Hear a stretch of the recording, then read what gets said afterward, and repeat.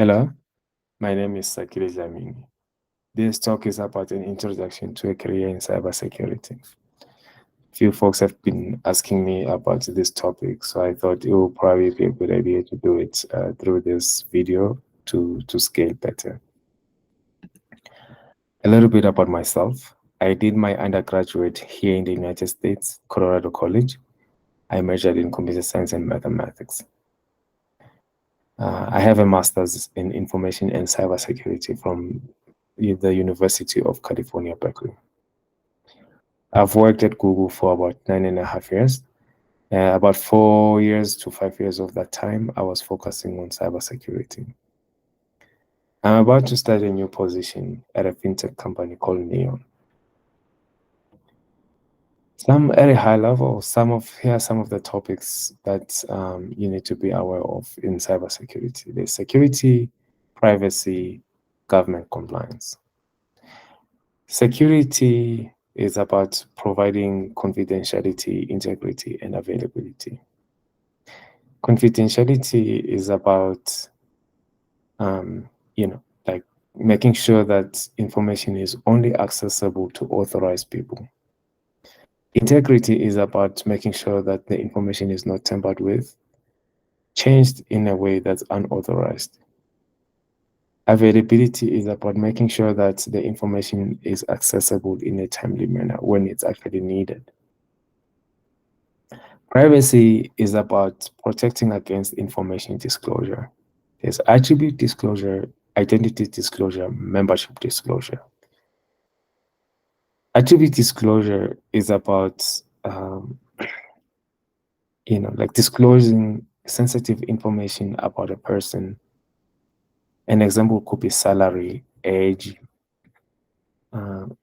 Identity disclosure is allowing, people to know that a certain record belongs to an individual. Here's an example. Imagine that you were to see a list of information about people in some websites. Say that information belongs to a school, and you can clearly see that one salary is actually like way higher than everyone else. Probably you can infer that that information belongs to some CEO, and then anything else in that row of information, you would know that it belongs to that CEO. Membership disclosure allows people to be able to know that a certain individual belongs to a certain group by just, looking at by accessing some information. Like say an email alias, allowing you to know that the CEO is a recovering alcoholic. The reason why we have government compliance is because often providing security is very expensive and time consuming for organizations. So governments have to provide an incentive through regulation on why companies should provide security and privacy. Europe, you have GDPR, there's POPIA Act in South Africa, Brazil has its own, California has its own, and more governments and states have their own. Some topics in cybersecurity that I actually covered in my master's. It's like managing cybersecurity risk. So this is the balancing act between providing good security and also business continuity. Oftentimes, security is seen as a cost center in a business. So as a professional, we're keeping that balance so to make everyone happy. Network security is about protecting information flow from one computer to another through the network. Software security is providing security, like making sure that there are no security bugs through like the software. Some resources, there's OWASP, MITRE, CVE, and many more. Usable security and privacy is really about making sure that the tools that we provide are usable. A good example here is passwords, right? If you have like a bad password policy, like like you can make a password policy so strong that other people are not actually able to create passwords that they can easily remember. They end up like writing them on sticky notes and putting them on the wall. In a sense, the users are able to comply with your requirements at the cost of actual security. So there's machine learning, there's cryptography, privacy, forensics. Privacy actually is one, I can talk a little bit about that. There are some algorithms for anonymizing information to protect against attribute membership and also identity disclosure. Some typical roles, CISO, this is the person who's managing the cybersecurity risk, talking to the board, arguing or like defending a security budget, etc. Software engineer, I'm a software engineer, corporate security, production security, pen testers, analysts, program managers, sales engineer, product managers, security engineers, consultants, and many more career paths. So here,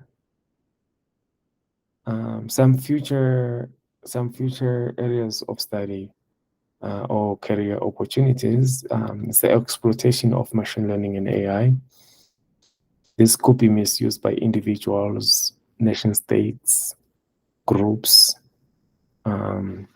Have like deepfakes, right? Where people are generating videos, pictures that look legit, but they're actually fake. This is a very big problem, right? Because now you can no longer tell that something happened, and this could be a big problem. There's also like an area of like adversarial machine learning. Think of like someone like providing bad data to like the machine, like the data that's supposed to be used for training. They can like make the machine learning do like crazy things. There's also privacy. You can also, but the good thing is that you can also leverage machine learning and AI for the good, right? Like where you automate some tasks. You know, like because you cannot be looking at every record, and it's kind of like you want to make sure that you are able to do all of these things at scale. So machine learning is a very good tool to do that. It's also crypto. Like if vulnerabilities occur at an infrastructure layer, like the network, the machines, and also at an application layer. And a good example like was that we explored was re-entrancy, where like an individual through like this, an individual is able to spend money more than once. Money, say like I have $10, I'm able to spend the $10 twice by using like a re-entrancy attack. There is also cloud security. A good example here of cloud security is, you know, like if you have a data center living in one country's jurisdiction, that country can come and say, hey, like we want data for everyone in this data center.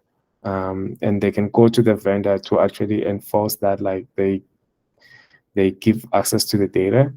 And when it comes to things like that, right, like it's a national security issue, right? Because you can have one country demanding data that belongs to people like in another country. So as a security professional, you have to think at that scale and say, okay, like what solution can you provide in that kind of a scenario? There are more areas and that where I'll let others chime in as well. So here are some areas, like, you know, some resources that you can use for a start. This is not an exhaust list. I'll try to find a way to gather more information from others, but some good examples like, you know, like certification CISSP, HCISPP. These are like very well, like, you know, well-known certificates and respected in the industry. There's also SANS. I find this one to be a little bit pricey, but some organizations can pay for you. You can also just do college, but sometimes it's not really necessary. And one thing I've noticed here, some colleges are more technical than others. So like UC Berkeley, for example, like I had a very good balance between technical and also leadership. There are many more other resources, as I mentioned. Thank you so much for your time. Please leave more comments so that you can let me know what you liked and what more material you want to see in the future. And thank you so much. Looking forward to talking to you. Thank you.